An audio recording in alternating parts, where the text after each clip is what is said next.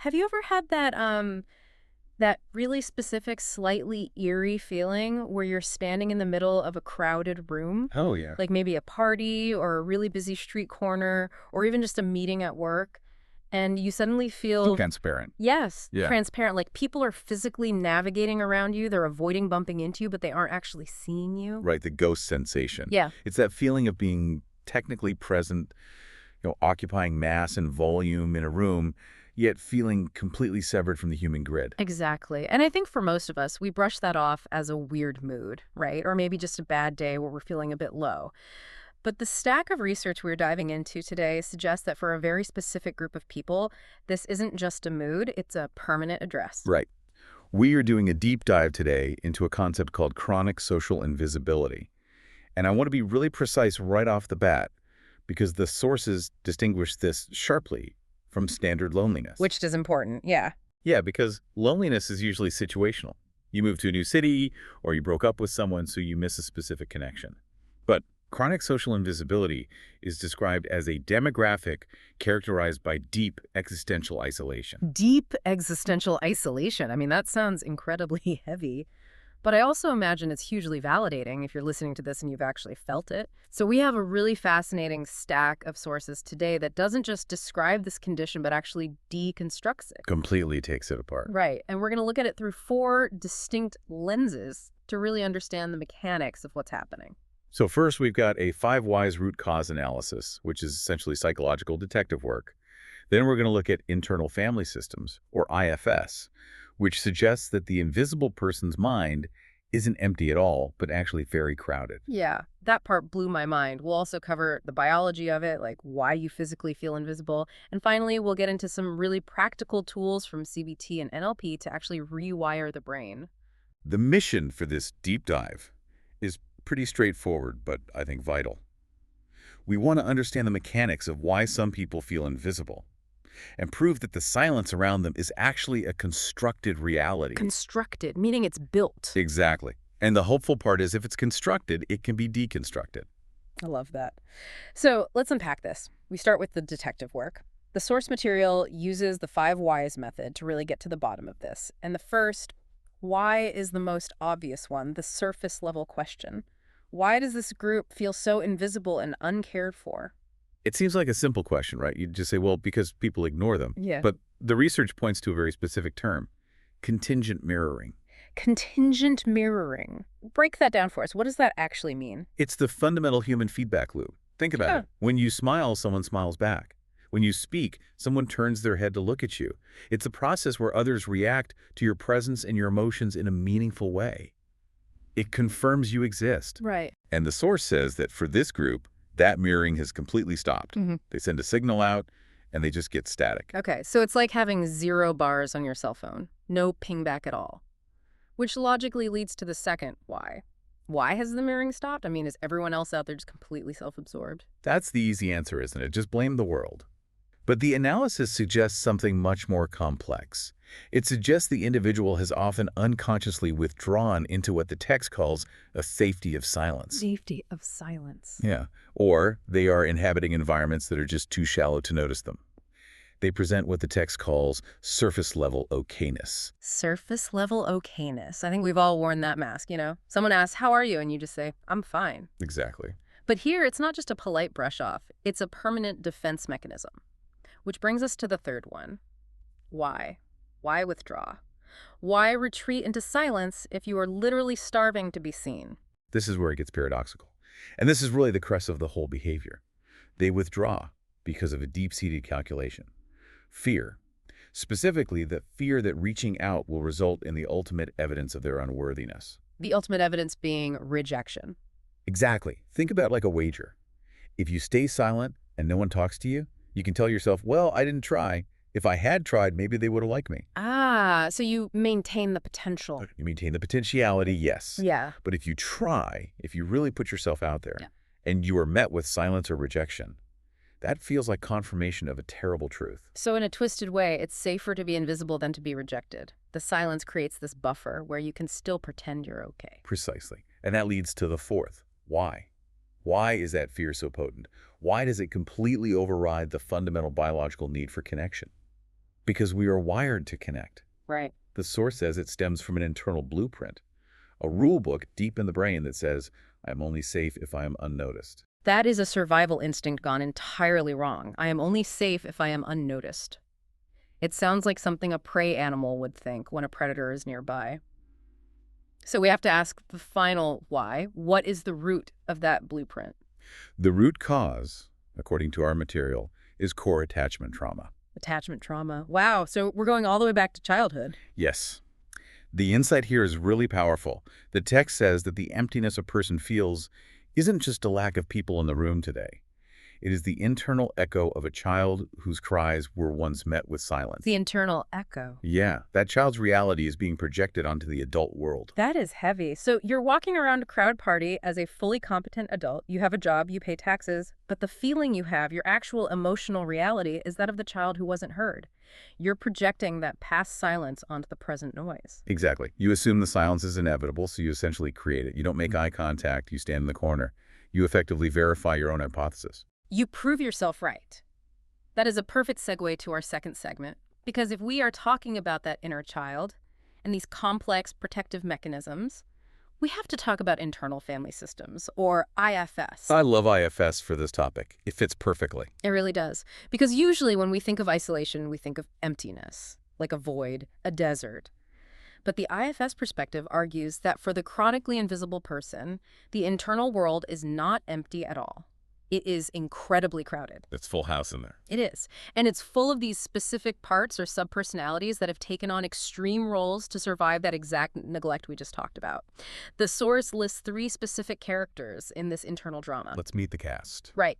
So who is the first character we need to know? Deep down, usually locked away in the psychological basement, you have the exile. The exile. The exile is the heart of the wound. This is that abandoned child part we mentioned. It carries the heavy burden of unlovability. It's the part of you that feels the raw, cold terror of being forgotten. The source actually has a haunting description for this. It says the exile wants to scream.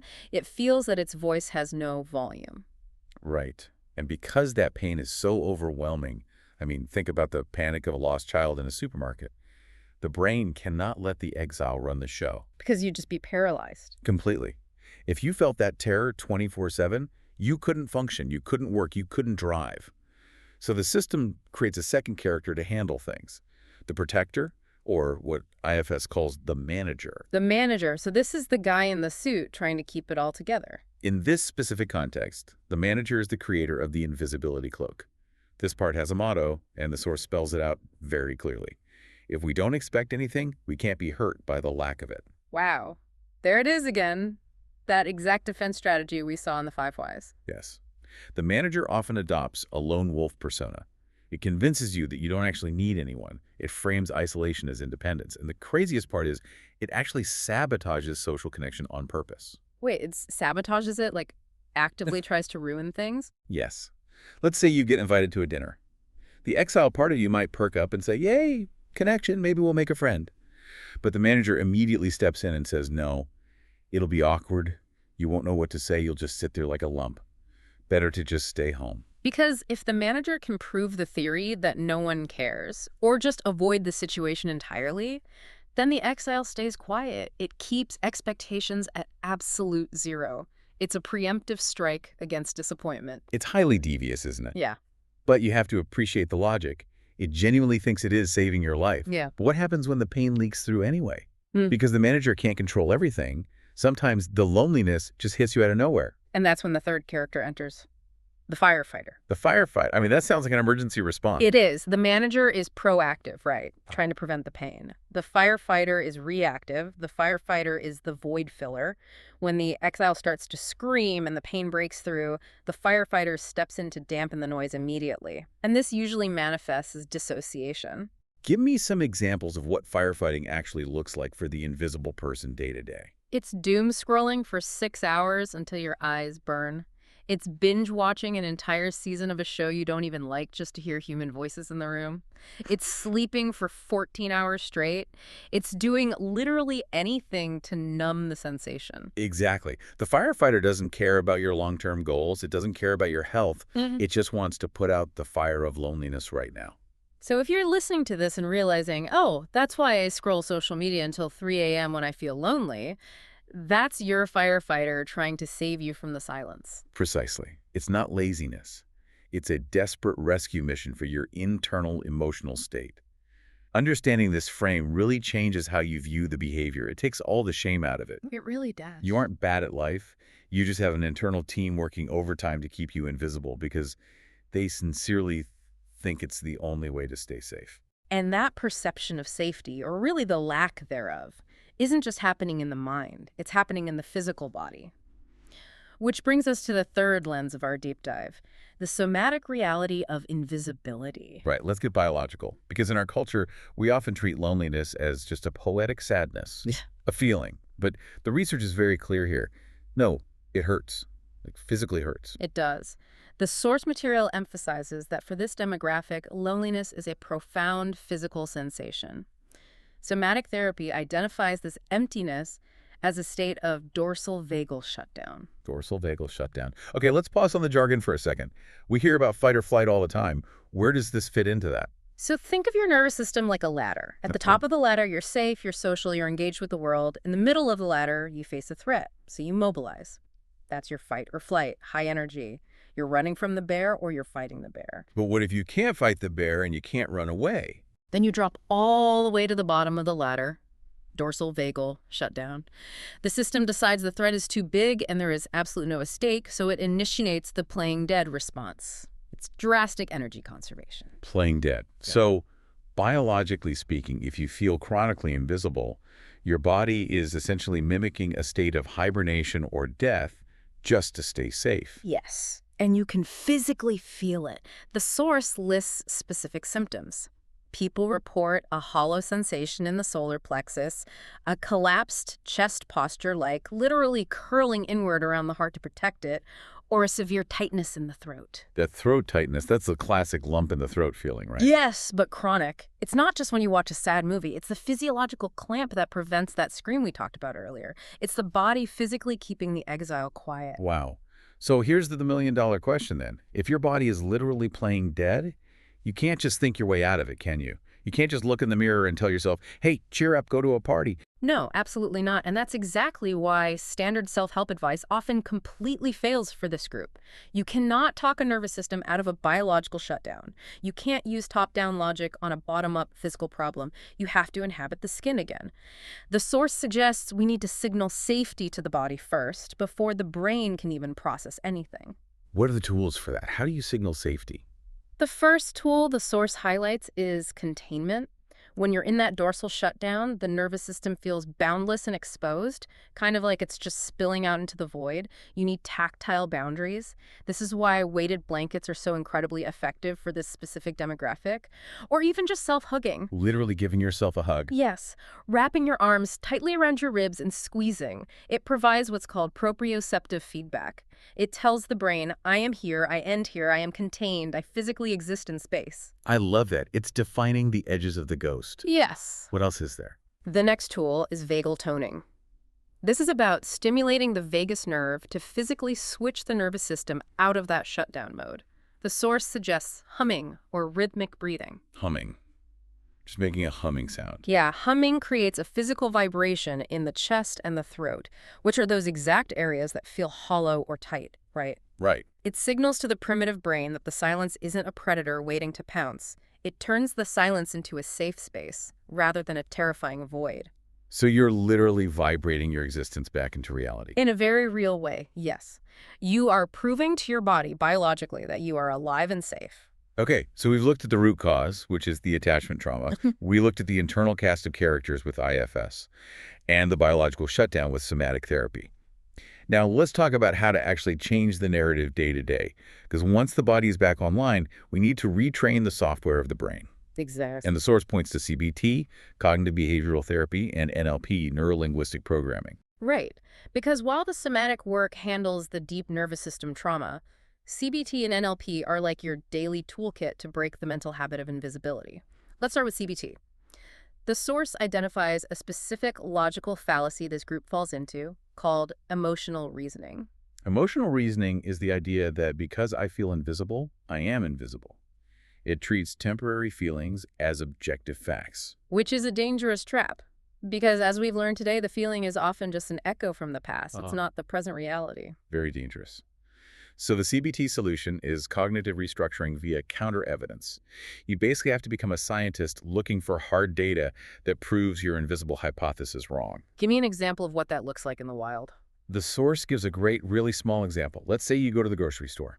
You have a 5-second interaction with the cashier. They look at you, maybe ask for your loyalty card, you say thanks, and you leave. Pretty standard stuff. Most of us wouldn't think twice about it. Exactly.